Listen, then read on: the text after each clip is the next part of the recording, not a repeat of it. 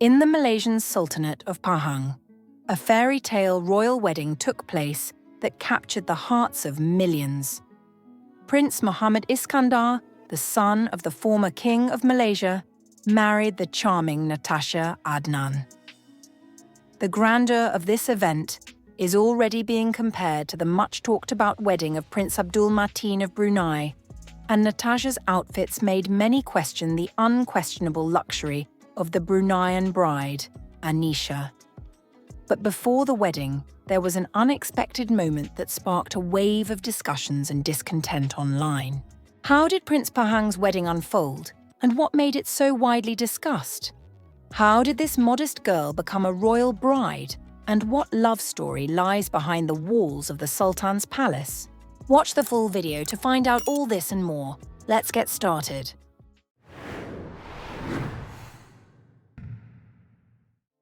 Prince Muhammad Iskandar, the second son of the Sultan of Pahang, married a girl who charmed not only him, but the whole country. Natasha Adnan was raised in an atmosphere of kindness and sophistication thanks to her famous parents.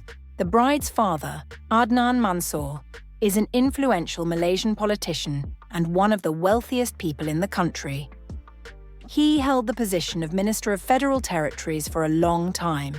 In 2018, he was accused of corruption for allegedly accepting a bribe from a businessman, but he denied it. In 2020, he was found guilty and sentenced to prison. However, the following year, the verdict was overturned and all charges were dropped. The bride's mother, Anggraini Sentiaki, is a popular Indonesian actress who passed on her excellent manners and part of her beauty to her daughter. She was a star of Indonesian cinema in the 1980s, and after marriage, she left the entertainment world and moved to Malaysia. As a result, her parents had 5 children, plus 4 half-siblings, from her father's previous marriage. Clearly, Natasha's beauty is not only in her looks, but also in the mixed Indonesian blood that runs through her. The blend of Malay and Indonesian heritage gives her an alluring aura of uniqueness and elegance, adding to her charm and charisma. However, no one could have imagined that a girl raised between 2 cultures would become part of the royal family of Malaysia. Thousands of women dream of this, but only a few succeed. Natasha did it not only because of her charm, but also because of her intelligence, upbringing, and hard work. She graduated with honours from the University of New South Wales in Australia and became a certified designer. Perhaps this explains the impeccable taste she showed at the wedding. But how did this beautiful couple meet? What connected the prince and his bride, turning their story into a true fairy tale? The story of how Natasha and the prince met is shrouded in mystery, as the newlyweds prefer not to publicise their personal lives. However, sources close to the royal family claim that their first meeting took place in the spring of 2024 at a social event. Muhammad Iskandar was struck by the beauty of the girl with an unusual background and took the initiative. Over the next 6 months, the couple was spotted by paparazzi at dinners, exhibitions, and private events. But both remained silent, not confirming the rumours. Everything changed when, in September 2024, the royal palace announced their engagement. At that moment, it became clear the wedding was going to be grand. This marriage is not one of unequal status. Like Muhammad, Natasha comes from royal blood and holds the title of Tengku, which can be translated as princess. Her father claims that their title is not Malaysian, but hereditary, coming from a warrior lineage in Aceh, an Indonesian province. At the time of the wedding, Natasha was 29 years old. Muhammad, 2 years younger than her, is the long-awaited son of Sultan Abdullah of Pahang and his beautiful wife, Aziza. She had struggled with infertility for almost 10 years before giving birth to Ibrahim, and later to Muhammad. Queen Aziza gave birth to 6 children in total, 4 sons and 2 daughters. Our channel has already told you about this incredible story. But back to our newlyweds. When Prince Mohammed proposed to Natasha, he said their wedding would surprise the world, and he kept his promise. The wedding celebrations lasted several days over 2 months. People felt like this extravagant wedding had been going on forever. At first, the celebrations took place in the Kingdom of Pahang and later continued in Yogyakarta on the island of Java, where the bride's mother was born. The double celebration was due to the fact that the couple has different backgrounds. Each ceremony amazed observers with its exquisite beauty, carefully thought-out details, and the subtle blend of ancient traditions with modern elements. At every stage of the celebration, the bride and groom performed various rituals as they gradually prepared to become husband and wife. We've put in a huge effort to gather all the information about this magnificent wedding for you. You're about to see the most detailed guide to the royal celebration of Prince Pahang and his charming bride, Natasha Adnan. Discover the world of luxurious outfits, grand celebrations, and amazing traditions that go back centuries. But did you know that before the wedding, there was an unexpected moment that caused a wave of discussions and discontent online? On October 5th, Natasha held the traditional Khatam al-Quran ceremony. During this event, the bride read aloud from the Holy Quran to ensure a happy and successful marriage. The bride appeared in an airy lilac dress, adorned with hand-embroidered details. Her look was completed with a smooth bun and a long veil with delicate patterns reflecting Javanese cultural traditions. Surrounded by close ones and to the sound of sacred verses, she performed the ritual with graceful poise, highlighting a blend of modesty and elegance. After the video of the Khatam al-Quran ceremony was posted on the official Instagram page of the Pahang royal family, not all users were thrilled with her appearance. Some followers expressed dissatisfaction that the bride's neck was exposed, which they believed went against the traditions of the hijab, especially during such an important religious ceremony. Some even called for the video to be deleted, arguing that the royal family should set an example for the public. They said that such deviations from the norms undermine respect for traditions and stir unnecessary debates among the faithful. In Islamic traditions, women's clothing during religious ceremonies like Khatam al-Quran is generally expected to follow the rules of the hijab. This includes covering the head, neck, and body, except for the face and hands. An exposed neck is considered a violation of these rules, especially if the event is official or broadcasted. However, in some cases, traditions may be interpreted more loosely, depending on cultural context. Natasha not covering her neck was likely due to the nature of her outfit, which emphasized Javanese traditions. But online, this was viewed differently by those with stricter interpretations of the hijab, sparking discussions and criticism. But the following months revealed the grandeur of this celebration, which is now compared to the famous wedding of Prince Abdul Mateen. But will the wedding of Prince Pahang overshadow the luxurious event of the Bruneian prince, which still excites and generates heated discussions? We will tell you more about that later, but for now, let's enjoy the details of this royal celebration.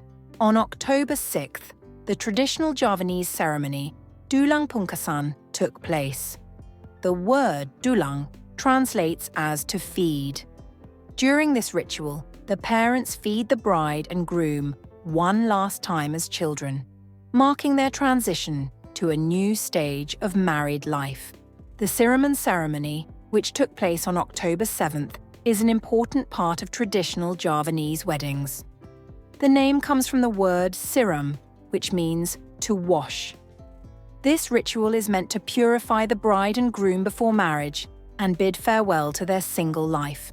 During the ritual, water from 7 sacred springs is mixed with flowers like jasmine, roses, and kananga to create a fragrant mixture. The bride and groom were bathed by their parents and family elders, each pouring water from a decorated ladle. The groom, for some reason, sat on his brother's lap, which looked quite strange but fun. The groom seemed to enjoy it. If you know why the prince sat on his brother, feel free to share it in the comments. It could be an ancient tradition. After Siraman, there was the Sungkum ritual, a deep expression of gratitude and respect from the bride and groom to their parents. This moment allowed the couple to thank their parents for their lifelong support and ask for blessings for their future together. For this ritual, Natasha wore a stunning green kabaya, decorated with intricate embroidery and shimmering details. Paired with this, she wore a classic brown batik sarong with traditional patterns that perfectly complemented her outfit. On October 16th, the traditional Javanese ceremony, Midodareni, took place. During this ceremony, the bride remains in a room for the entire evening, for 6 hours, with simple makeup. She is accompanied by her mother and close female relatives who give her advice on family life. This is like a bridal shower. And only after 2 weeks of pre-wedding ceremonies did the official wedding events begin, held at Istana Abdulaziz, the majestic palace of the Sultan of Pahang. The first stage was the traditional Malaysian Akad Nikah ceremony, led by the bride's father. The ceremony took place on October 24th. The groom placed his hands on the Quran, recited sacred verses, and said prayers. When the ceremony ended, emotions were at their peak. Sultan Abdullah was clearly moved, and Tunku Aziza embraced her son with tears of joy. After that, the bride entered the ceremonial hall, warmly greeted by the guests. The newlyweds shared their first moments as husband and wife on the wedding stage. Before exchanging rings, the groom gave the bride her dowry, a treasured copy of the Quran. It symbolizes their sacred bond. It's not only a sign of their love, but also a mark of respect for the religious and family traditions upheld by the royal family. On this day, Natasha was a true queen. Her gown, with a long train and intricate embroidery, was created by Indonesian designer Hien Chen. On her head, she wore a diamond tiara, while pearl earrings completed her look. The tiara was designed based on one that belonged to the groom's grandmother and was altered by Queen Aziza. Every detail reflected impeccable taste. The groom wore a minimalist yet elegant white suit that highlighted the glowing beauty of his bride. His outfit was completed with a traditional black songkok hat, featuring a diamond emblem symbolizing his royal heritage. Then came the traditional Merenges ceremony, where the newlyweds were sprinkled with pink water by their parents.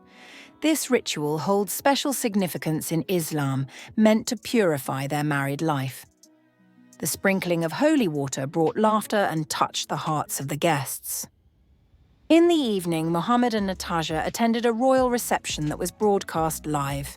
The ceremonies continued the next day, with Natasha stunning the guests in even more beautiful outfits. At the henna ceremony, the bride wore a blue dress embroidered with hundreds of pearls and diamond-studded shoes. The prince's mother applied henna patterns to the hands and faces of the couple. This ritual is meant to strengthen the couple's bond, bring happiness to their family, and protect them from misfortune. On Natasha, there was a diamond tiara from Queen Aziza, decorated with several diamond brooches. On October 27th, the Istiadat Bersanding ceremony took place.